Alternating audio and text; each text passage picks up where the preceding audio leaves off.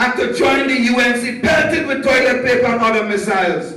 Feel proud to be in a place where I'm hearing people spewing this kind of nonsense. But I am saying to you, such is the politics of the past. Such is the 1960s and 50s politics, and such is the politics of Basdeo Panday.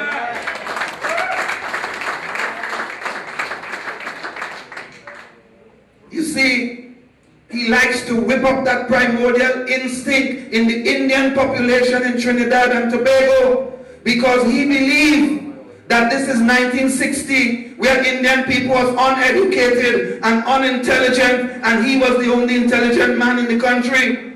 So he could have talked nonsense to them and they would believe. I am saying to you tonight, Mr. Panday, the days for those kind of cheap politics are over. We, the people of Trinidad and Tobago, whether you are Indian ancestry, African, Chinese, or what have you, what we want is betterment for our people and our country. Trinidad and Tobago is no longer African north of the Caroni Bridge and Indian south of the Caroni Bridge. Trinidad and Tobago is Trinidad and Tobago. And we are going to practice our politics in whichever constituency we want, as long as it's democratically practiced. Mr. Panday, the days for your kind of politics are over. Just like the days for you being the leader of the UNC is over. The days for that kind of politics is gone. I could agree with Fuad Khan when I heard Fuad Khan say that the practice in Trinidad and Tobago, maybe you could call it political cleansing if you want, but it is indeed political discrimination. I have been a victim of that. I am no Indian. Black people boo me. Black people pelt me and throw water on me because I joined the UNC. That is political discrimination, because no black person wouldn't discriminate against me for any other reason. They don't have to. As a matter of fact, they love me. But they don't like my politics. And I'm saying to you that I am almost sure that if it wasn't Basdeo Panday at the end, then it wasn't going to get on. So he is the one. And Mr. Panday, I want to tell you tonight, after the election, you tell people to look in the mirror. Well, let me say to you now, you are the obstacle for progress in the opposing forces in Trinidad and Tobago today. Mr. Panday, and I want you to go and look in the mirror every time another murder is committed and every time somebody's child gets raped. Because you know why? If the opposing forces get together in this country, we will be a force to be reckoned with, and we will be able to take over the government. But my brothers and sisters, Basdeo Panday don't want that. Basdeo Panday wants to die as the opposition leader in Trinidad and Tobago. That is what he wants, because he believes that there is something prestigious about that. We don't want that. Tell Mr. Panday, I, Winston Peters, say, his days are over.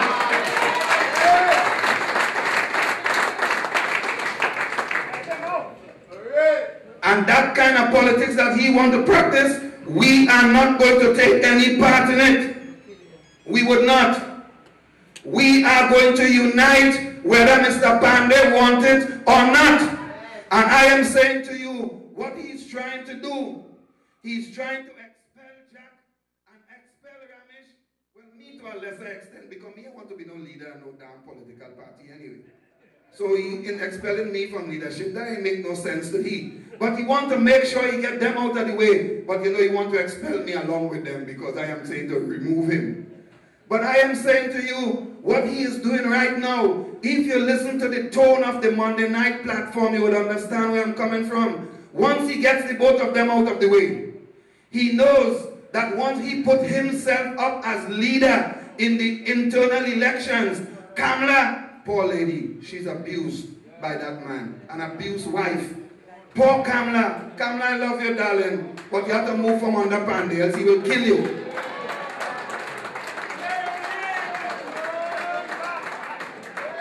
He wants to make sure that when they are removed, Kamla is not going to put herself up, and Suraj wouldn't put himself up, and Ramnath, and none of the other people, Tim, all of them, none of them wouldn't go up against him because they would say that that is the guru. And you know what? He is the chief. And my brothers and sisters, when they don't do that, he will go up unopposed. So yes, he will win, but you will win the battle. And you're going to lose the war. Let me tell Mr. Pandey again, just in case he didn't hear me before. And just in case you're wondering why I'm saying Mr. Pandey, Mr. Pandey, Mr. Pandey, because I'm singular in my objective. That is to have Mr. Pandey removed. And yes, the time is going to come when if I alone have to do it, I am going to placard you. I will. Suspend me, expel me, do whatever you want. But the one thing you can't do is suppress me. My brothers and sisters, we are not going to take that from Mr. Pandey any longer, because he is keeping back the progress of the united force that is the opposing force in this country. We are not going to take it. And I am appealing tonight to the hearts of all right-thinking people in Trinidad and Tobago, whether you're African or Indian or Chinese. That doesn't matter. When the rain falls, it falls on everyone's house. And I'm saying to you tonight, when the problems of Trinidad occur, it affects each and every one of us. So do not allow Mr. Pandey to come with his long-time politics of divide and rule, where he was the African nigger and the Indian coolie, and they work in the cane. Mr. Pandey, we are too intelligent in this country today to fall for that. We would not.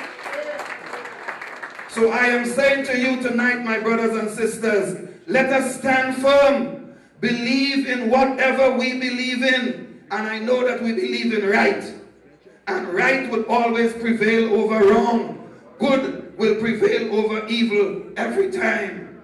And we would prevail over Mr. Pandey for one final time when we will get rid of him. So I'm saying to you, let us use his own words. Maybe he doesn't say it or listen to it long enough, or the context in which he said it is irrelevant. Let us make it relevant tonight by using Mr. Pandey's words. We believe in one opposition in this country. Mr. Pandey, you are the obstacle and you have to go. And we are saying, we the people are declaring tonight, we will not allow you to divide us. We will stand firm. We will never, never, never surrender.